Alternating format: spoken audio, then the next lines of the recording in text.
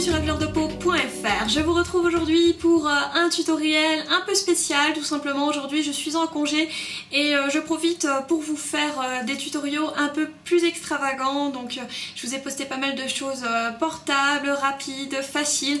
Là on est sur quelque chose d'un peu plus difficile où il faut déjà un peu plus de matériel, un peu plus de patience dans la salle de bain aussi. Mais c'est l'occasion de vous montrer donc différentes techniques dont notamment le cut crease ici comme vous voyez. Donc c'est la technique du creux vraiment très prononcé qui est assez dramatique et qui fait quand même, ça dépend comment on le porte, assez drag queen bien entendu. Et je me suis dit bon, tant qu'à faire, tant qu'on est dans l'extravagance, pourquoi ne pas aussi en faire un peu sur les lèvres. Donc voilà, si vous êtes intéressé par ce tutoriel assez spécial, assez extravagant et que les techniques et la réalisation vous intéressent, n'hésitez pas à regarder la suite. Donc j'ai déjà appliqué ma base NARS, donc qui est celle-ci, et je vais ensuite passer donc à la base blanche que vous voyez ici en paupières mobiles. Pour cela j'ai utilisé donc le Chromaline Pure White, qui est celui-ci. C'est comme un paint pot, sauf qu'il n'est disponible qu'en Mac Pro. C'est un super produit que je vais utiliser donc avec un pinceau anti-cerne en fait pour plus de précision, un pinceau langue de chat, et je vais l'étaler donc sur toute la paupière mobile. Et je vais pas monter dans le creux.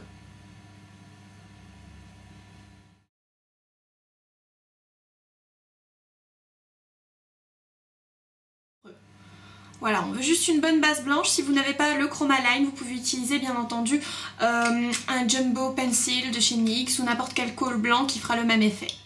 Parce que je vais me concentrer donc sur la partie supérieure de l'œil, je vais utiliser donc un guide qui serait tout simplement un petit scotch que j'aurais collé au préalable donc sur la main pour bien absorber, enfin pour que ça ne colle pas trop et finalement pour l'enlever, pour que vous n'ayez pas trop de douleur. Donc je vais le coller comme ça. Il faut que ce point là rejoigne donc la queue de votre sourcil, c'est pas plus difficile que ça. Ensuite je vais commencer à délimiter donc mon creux pour avoir cet effet de cut crease. Je vais utiliser pour cela donc un pinceau précision eyeliner, donc c'est le 209 de chez MAC, et je vais l'utiliser donc tout simplement avec un fluid line qui est le Black Track, donc le plus connu, toujours encore de chez MAC. Donc je vais en prendre un tout petit peu. Il ne faut pas que le tracé soit super précis donc au niveau de la partie supérieure. En revanche la partie inférieure, il faut quand même que ce soit assez précis. Mettez la tête en arrière, vous voyez directement où s'arrête votre creux.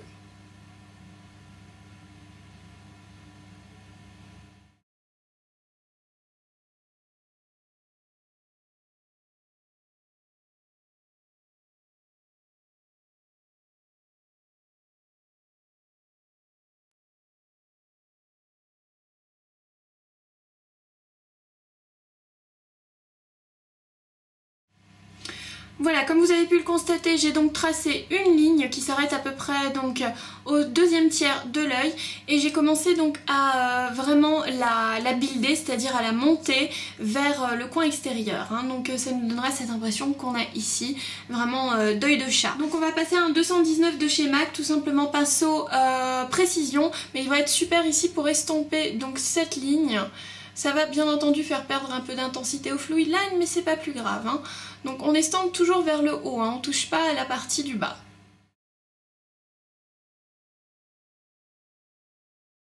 Donc une fois que vous avez bien pu estomper,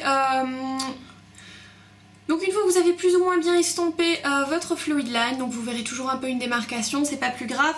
On va prendre ce fard-ci qui est le crème de violet donc de chez MAC, qui est un très joli violet rose avec des particules un peu irisées dorées. Je vais le prendre sur un pinceau précision, toujours encore de chez MAC 226, et je vais le mettre au-dessus, donc pas vraiment à la base mais au-dessus donc de notre fluid line. La prochaine étape, c'est de passer au fard Unflappable, donc qui est en fait un Mega Metal Shadow de la collection Peacocky. Peut-être que certains d'entre vous ont pu mettre la main dessus. Si vous cherchez un équivalent à l'heure actuelle, vous pouvez utiliser Moth Brown, qui est également un fard en édition limitée, ou au pire, vous prenez Smut en fard permanent, tous de chez MAC. Je vais l'utiliser sur un pinceau donc précision, un pinceau crayon, et je vais venir le mettre vraiment en base donc du fluid line et le fondre avec le crème de violet. Vous allez voir la démarcation, elle s'effacera. La démarcation du fluid line bien entendu.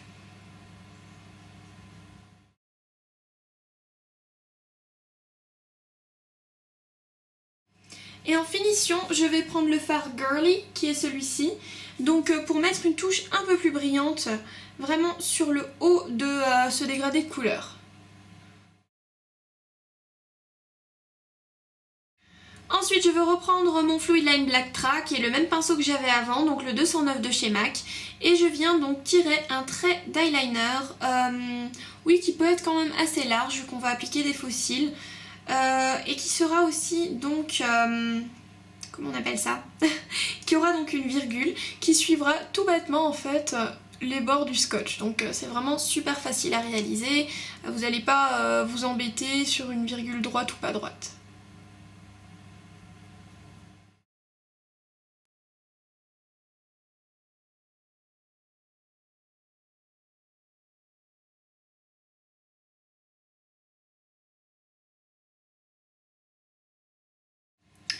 Et voilà, comme je suis d'une intelligence vraiment affolante, j'ai complètement oublié donc de réactiver la caméra pour vous montrer comment j'ai procédé donc pour appliquer les glitters, parce que j'ai tout simplement donc humidifié ma paupière avec du Fix Plus, hein, je mets quelques pchites et je prends donc les glitters qui sont ici de chez MAC, qui sont les Flax Pearl. Quoique non, là je vous montre le pigment Vanilla, mais c'est pas grave. Ici, donc les Reflect Pearl, qui sont tout simplement donc, des glitters perlés. J'ai donc ensuite retiré mon scotch. Comme vous voyez, ça nous donne une ligne quand même qui est très prononcée, mais c'est pas plus grave, c'est vraiment l'effet qu'on recherche finalement. Et ce qu'on va faire maintenant, je vais vous montrer une petite astuce. Si vous travaillez avec des pigments ou des glitters, vous prenez un peu de scotch. Vous l'enroulez autour de votre doigt, mais de façon à ce que la partie collante soit à l'extérieur. Voilà, et vous venez tout simplement donc rouler les pigments ou les glitters qui sont tombés en dessous. Donc vous venez les rouler sur le scotch, comme ça vous enlève tout. Si vous n'avez pas encore fait votre fond de teint, ou s'il est déjà fait et que vous avez tout plein de cochonneries. Donc voilà, moi j'en ai partout. On va ensuite s'occuper donc du bas, mais ce sera vite fait. On va reprendre notre Fluid Line Black Track de chez MAC, toujours sur notre fidèle pinceau 209. N'en prenez pas de trop non plus.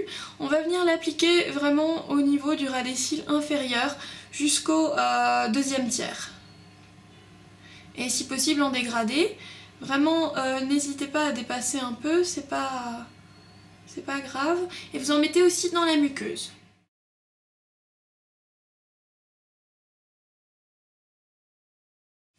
On reprendra ensuite donc notre pinceau 219 pour estomper le tout et ça donnera un léger gris, mais c'est pas plus grave.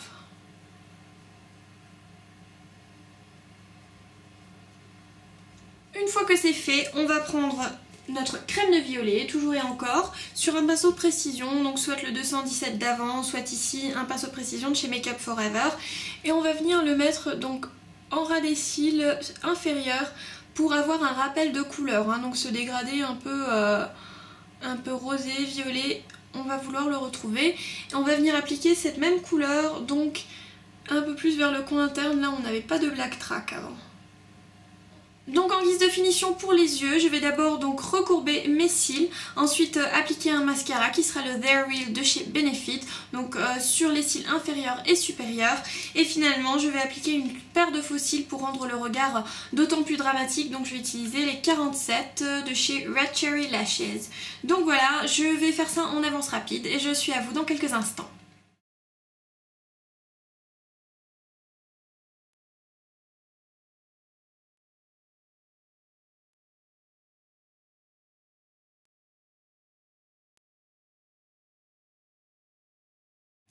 Voici donc le résultat final pour les yeux. Vous voyez, c'est un look quand même très dramatique. Et bon, on va un peu quand même travailler les cernes, où généralement on a pas mal de choses qui se ramassent donc après le maquillage. Donc là on va corriger ça. Moi j'utilise comme d'habitude mon Studio Finish Concealer avec le Deluxe Crease Brush de chez Real Techniques. Donc vraiment c'est mon remède pour corriger la forme, l'excès de fard qui a pu donc se retrouver ici. Et on va continuer donc pour le reste du visage, puisque là on a un look super intense, vous le voyez, qui contraste énormément avec mon visage super pâle et avec ma peau quand même assez grasse. Donc voilà, je vais vous expliquer comment je vais faire. Alors, je vais utiliser donc en fait un kabuki pour mettre de la poudre sur mon visage, enfin pour sceller le fond de teint. Je vais utiliser la Medium Dark, la Minimalist Skin Finish Medium Dark, donc qui est un ton plus foncé que mon visage en fait. En ce moment j'ai le corps qui est quand même assez foncé et le visage ben il suit plus. Donc du coup je vais utiliser la Medium Dark que j'utilisais avant en contouring.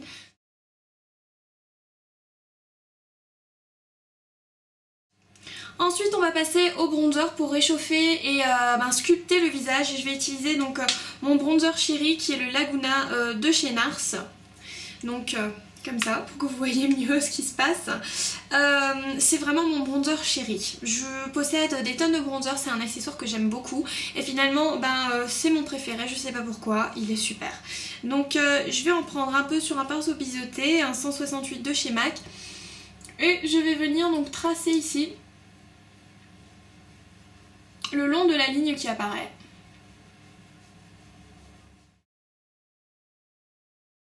Et aussi au niveau donc des contours vraiment du visage. Vous allez en mettre aussi ici. Donc moi je vais utiliser pour le blush Dandelion de chez Benefit pour que ça fasse blush pas trop voyant tout simplement, parce qu'on est déjà sur quelque chose de très voyant ici. Et comme vous voyez moi j'ai dépoté en fait mes blushs des kits Benefit dont je vous avais parlé sur le blog avec un peu de mal comme vous pouvez voir ici, enfin c'est pas un blush, enfin soit. Donc je vais l'appliquer quand même assez parce qu'il marque pas trop au niveau des pommettes. Et donc je vous retrouve pour les lèvres. C'est vrai que pour un look comme ça, je choisirais d'habitude quelque chose de nude, mais j'ai envie d'essayer un autre truc, donc je vais faire des lèvres un peu ombrées mat, enfin pas mat complètement, mais ce ne seront pas des couleurs irisées. Et donc je vais utiliser pour cela donc déjà un crayon à lèvres, donc qui est le Half Red de chez MAC, et je vais tracer mon contour.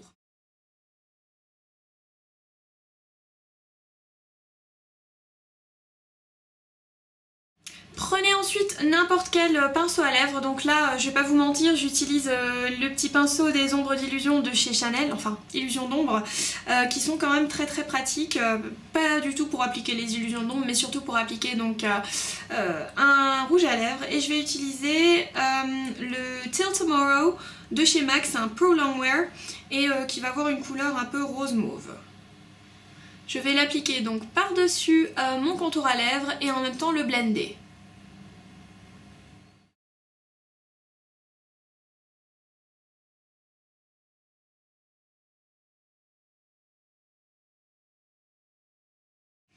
Je vais poursuivre avec un Pro Longwear édition limitée qui venait de l'édition Bath Ditto, qui s'appelle You're Perfect Already, qui est tout simplement un rose un peu Barbie je dirais, donc je sais pas si vous le voyez là à la caméra, et je viens l'appliquer donc au milieu des lèvres, toujours avec le même pinceau.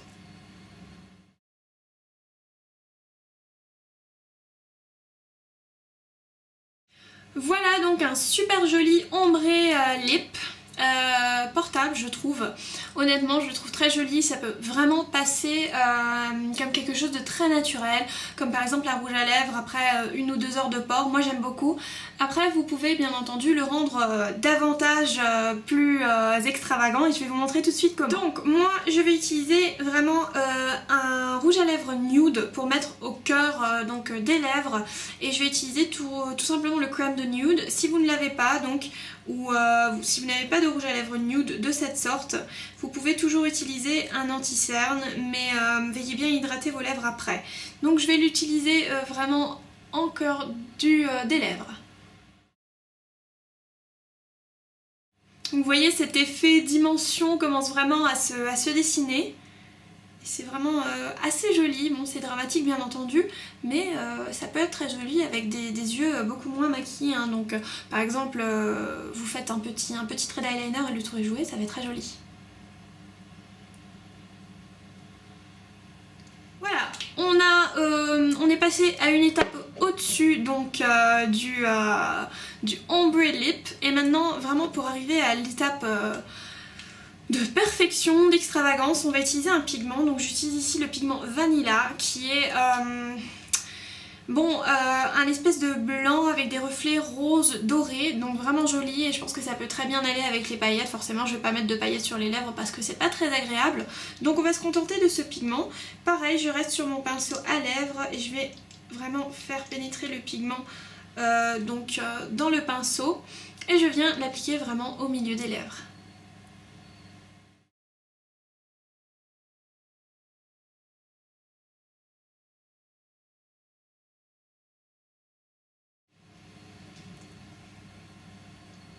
Donc voilà le look final, effectivement un look assez dramatique, un look très recherché, je pense qu'on ne peut pas forcément porter à toutes les occasions, mais en tout cas c'est l'occasion pour moi de vous montrer quelques techniques, de faire un petit update sur comment faire le cut crease et comment faire un ombre ellipse que je n'avais pas fait avant. Et là au niveau du make-up je trouve que ça va très bien, ça va ravir, mais effectivement il faut pouvoir le porter. Donc voilà, j'espère que ce tutoriel a pu vous donner des nouvelles idées, a pu vous apprendre de nouvelles choses, de nouvelles astuces, etc.